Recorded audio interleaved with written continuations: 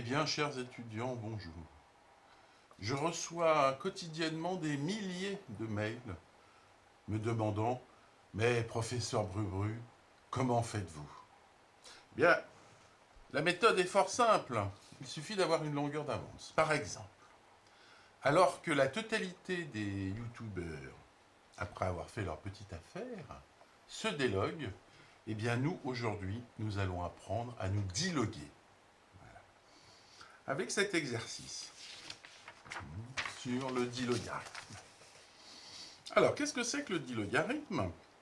Eh bien, il s'agit tout simplement de la série entière f de z égale somme de z sur n carré. Bon, n plus grand que 1.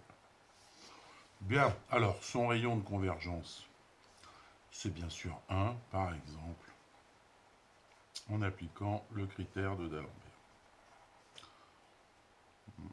Le rapport n plus 1 sur n, le tout au carré, tendant vers 1.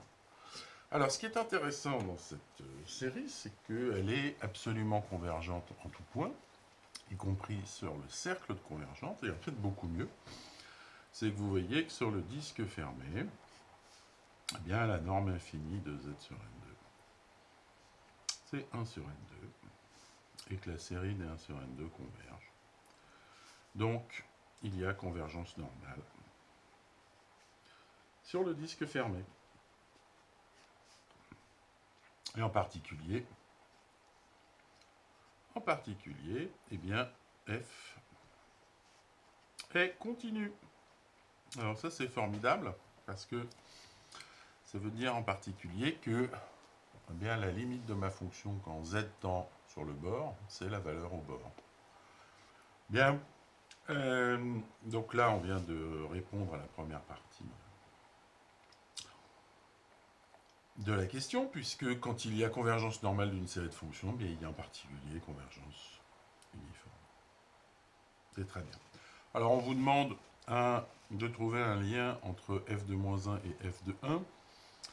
F de 1, eh bien, c'est la somme des 1 sur n carré. Et ça, je vous rappelle, c'est un exercice que vous avez dû faire sur les séries. Ça vaut pi carré sur 6. Bien. Maintenant, regardons f de moins 1. Eh bien, f de moins 1, alors j'ai oublié le puissance n ici, et moins 1 puissance n sur n carré. Et l'astuce, eh bien, c'est de séparer cette somme en séparant les indices pairs et impairs, puisque vous avez des moins et des plus qui apparaissent. Donc ça, eh bien, ça me fait, vous voyez que quand n est d'exposants pairs, donc quand j'écris n égale 2k, eh bien ça vaut plus 1. Donc, eh bien, ça me fait somme des 2k au carré, pour k supérieur ou égal à 1, plus la somme, alors pardon, moins, puisque quand n est impair, c'est négatif, des 2k plus 1 au carré, pour k supérieur à 0, c'est possible. Bien, mais ici, vous voyez que si je développe le carré, j'ai un 1 quart qui apparaît. Et donc, je vois que cette somme vaut cette chose-là. Mais ça, c'est bien connu, hein, c'est pi carré sur 6. Et alors, l'astuce, c'est évidemment d'arriver à exprimer cette somme-là, mais cette somme-là, eh bien, elle apparaît comme étant ma somme moins cette chose ici. Et de manière plus intéressante, eh bien, je vais sommer avec la somme des 1 sur n carré. Alors si je fais la somme, si je fais ces deux sommes-là, eh bien vous voyez que les termes pairs disparaissent. Donc les termes pairs disparaissant, eh bien il va me rester moins la somme des 1 sur de k plus 1 au carré pour k supérieur ou égal à 0. Alors je vais essayer de combiner tout ça. Cette somme-là, eh bien, elle vaut, alors, je vais l'appeler S, ma somme. Donc elle vaut séparément S plus, et celle-là, je vais l'appeler T. J'ai donc S plus T, oui, d'un côté, en faisant cette somme-là. Et ensuite,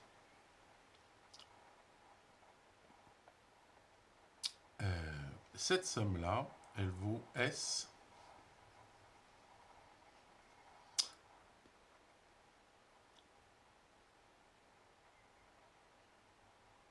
Oui, moins cette chose-là, pardon. Vaut S moins un quart de T. Ce qui me prouve que, finalement, alors où est-ce que j'ai commis une erreur?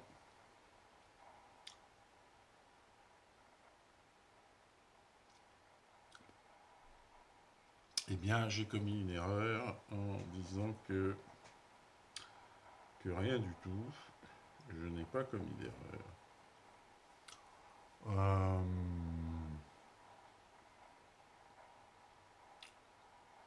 J'ai un signe moins qui doit apparaître quelque part et qui n'apparaît pas. Alors, non, c'est... Oui, je me suis trompé. T, je l'ai écrit à l'envers. Voilà. Ça, c'est un quart de T.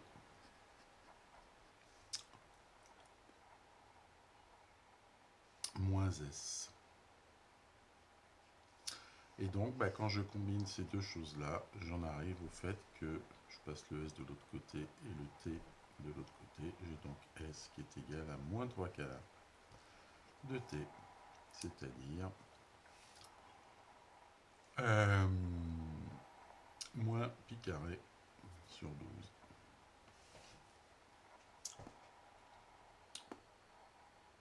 Voilà, c'est formidable parce que c'est exactement ce qu'on vous demandait de montrer.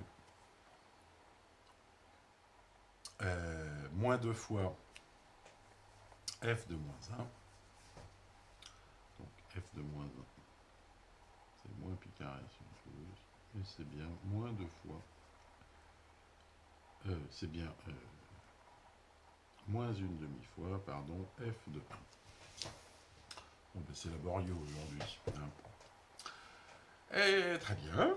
Et bien, nous passons à la question suivante. Là, on va faire un petit peu d'analyse. C'était juste du calcul. Alors, on vous demande d'exprimer la dérivée. Donc, vous savez qu'une fonction, une série entière est dérivable dans son indice de convergence. Et que là, on a dérivation terme à terme. Et que le rayon de convergence de la série dérivée reste le même. Ça, c'est donc, si je dérive terme à terme, et bien vous voyez que j'ai un n qui vient manger un n du dénominateur, et donc il me reste Zn-1 sur n. C'est magnifique. Donc ça, c'est sur le disque ouvert. Bon, et puis ça ressemble beaucoup à un logarithme, hein. C'est d'ailleurs pour ça qu'on appelle ça la fonction de logarithme. Pour retrouver un logarithme, il suffit de multiplier par z. J'ai donc zf' de z, qui vaut somme de Zn sur n. Et on rappelle que, eh bien, pour petit rappel, hein, on rappelle que la fonction logarithme, la détermination principale du logarithme, sur le disque ouvert, elle possède un développement en série entière. Donc, le plus utile, c'est d'utiliser la fonction log de 1 plus z, qui est somme de moins 1 puissance n plus 1 z puissance n sur n, pour n supérieur à 1. Donc ça, c'est valable quel que soit z. Je vous ramène à votre cours. Donc vous voyez qu'ici, eh bien, un signe moins près, ça va être log de 1 moins z. Donc ça vaut moins log de 1 moins z. Log étant toujours la détermination principale du logarithme. Et donc du coup, eh bien, on obtient cette formule. Alors, il faut lui donner du sens.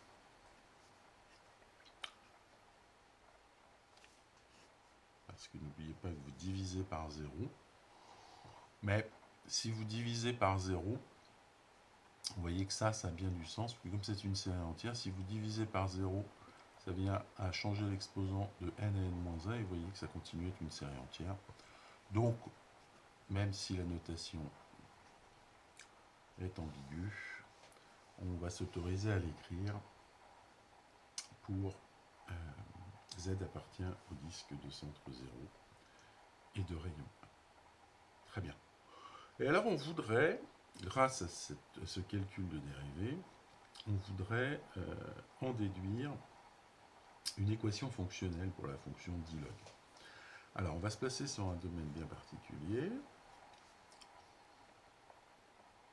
On va prendre la conjonction des deux inéquations suivantes. Module de z inférieur à 1 et module de z moins 1 inférieur à 1. Bien, alors, on se rappelle, je vais mettre 1 ici, si je veux voir i. Module de z inférieur à 1, eh bien, c'est le disque ouvert centré en 0 de rayon. Et module de z moins 1 inférieur à 1, eh bien, c'est le cercle centré en 1 de rayon 1.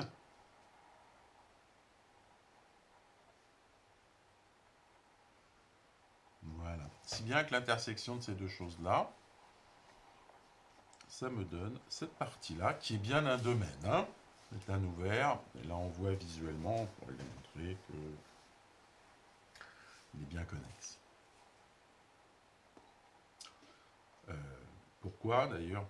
Je vais peut-être donner tout de suite l'argument, je suis en train de me dire que c'est peut-être pas la peine de tourner autour du pot. Vous avez intersecté deux boules, et les boules sont convexes. Donc l'intersection de deux convexes étant convexe, eh bien, cette intersection est un ouvert convexe, donc connexe, donc c'est bien un domaine. Ok. Qu'est-ce qui vous est suggéré de faire? C'est de considérer... Alors, est-ce que je peux considérer sur ce domaine, donc là, je vais l'appeler D, hein. Est-ce que je peux considérer sur D la fonction f de z plus f de 1 moins z? Et la réponse est oui, puisque f est défini sur 0, 1, donc par translation, f de 1 moins z va être défini sur ce domaine-là. C'est une somme de composés de fonctions holomorphes. Elle est donc dérivable, et ça vaut f' de z, plus la dérivée de 1 moins z, c'est un signe moins, donc moins f' de 1 moins z. Oui. Mais j'ai calculé f', donc ça vaut moins log de 1 moins z sur z, moins log de z sur 1 moins z. Bien. Et d'un autre côté, eh bien, je vais considérer la fonction qui vous est donnée dans l'énoncé, à savoir moins log z log de 1 moins z. Eh bien, cette fonction, je vous rappelle que log de 1 moins z est défini sur cette boule-là par le développement dont on a le développement en série entière ici. Donc par translation, log de z va être défini sur cette boule-là. Et donc ce produit est bien défini sur mon domaine D. Et est différentiel, holomorphe, pardon, comme produit de fonction holomorphe. Bah, si je dérive, la dérivée de log z c'est 1 sur z. Donc ça me fait moins log de 1 moins z sur z. Et la dérivée de log de 1 moins z, eh bien c'est log de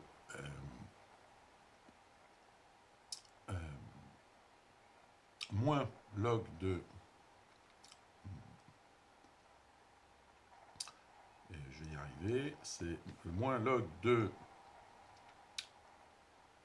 Non, la dérivée de log de 1 moins z, pardon, c'est moins 1 sur 1 moins z. Donc fois le moins 1, ça me fait plus 1. Donc plus log z sur 1 moins z. Voilà. Et bien vous constatez que... alors ici je me suis trompé, j'ai oublié le signe moins. La dérivée de f' c'est moins log de 1 moins z. Et comme j'ai un signe moins par la dérivée de 1 moins z, c'est un signe plus. Et donc qu'est-ce que vous constatez? Eh bien vous constatez que ces deux fonctions ont des dérivées identiques. Alors le théorème très important vous dit que comme D est un domaine,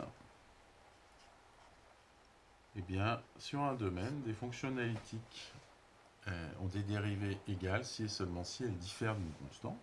Donc il existe une certaine constante A, qui est complexe a priori, telle que, quel que soit Z appartient à D, eh bien j'ai f de Z plus f de 1 moins Z qui va être égal à A moins log Z, log de 1 moins Z. Bien, et la dernière question, qui est en fait, ça pourrait être présenté comme une finalité de cet exercice, c'est déterminer la valeur de A, mais en fait, la finalité de cet exercice, c'est de montrer l'égalité qu'il y a ici. C'est de montrer que cette série numérique est égale, la limite de cette série numérique est égale à la limite de celle-ci. Alors, comment, enfin, toute cette partie-là. Alors, comment y arriver? Eh bien, vous voyez que dans Z, j'ai certainement un point intéressant, qui est 1,5. Donc, si j'applique mon équation fonctionnelle à Z égale 1,5, eh bien, vous voyez qu'ici, vous avez f de 1,5 plus f de 1,5. Donc, vous avez 2 fois f de 1,5 qui doit être égal à A moins, eh bien là, vous avez log de 1,5 et log de 1,5 au carré. Eh bien, log de 1,5, c'est moins log de 2 au carré. Ça me donne log de 2. Donc, ça me fait moins log de 2 au carré. Et f de 1,5, bien f de 1,5, il suffit de rentrer la valeur, c'est la série des 1 sur 2 puissance n carré. Comme j'ai un 2 devant, eh bien ça me fait la somme des 1 sur n carré de puissance n moins 1, supérieur ou égal à 1, plus log au carré de 2. Donc ça, c'est ma constante A. Et on veut montrer que c'est pi carré sur 6, on veut montrer que c'est cette série-là. C'est là où on va utiliser un argument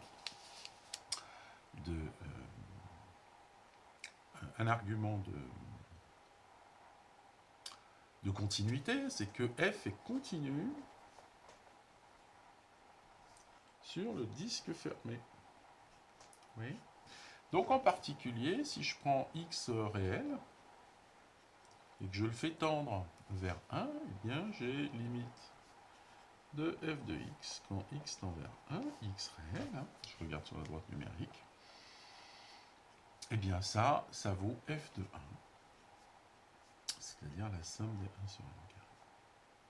Alors pourquoi je fais ça?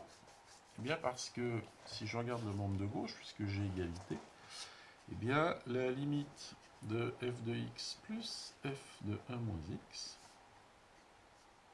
quand x va tendre vers 1, eh bien ça va être égal à f de 1 plus f de 0, c'est-à-dire somme des 1 sur n carré. Et l'intérêt, c'est de me placer sur l'axe réel, c'est que quand x appartient à R, eh bien le log de x, c'est le log népérien. Et donc je vais regarder log de x, log de 1 moins x, quand x tend vers 0, quand x tend vers 1, pardon, je vais y arriver, 1 par valeur inférieure, hein, eh bien, il suffit de faire un tout petit changement de variable quand, si vous posez u égale 1 moins x, eh bien quand x tend vers 1 moins 1, vous voyez que u tend vers 0 plus. Oui. Et l'intérêt de faire ça, c'est que cette fonction, vous pouvez la réécrire sous la forme ln de 1 moins u fois log u. Et là, pourquoi avoir fait ce changement de variable? Parce que vous vous ramenez en 0. Et ça, bien, vous savez que c'est moins u log de u plus petit o de u log de u. Et pour finir, bien, vous savez que u log de u, ça tend vers 0 quand u tend vers 0 plus.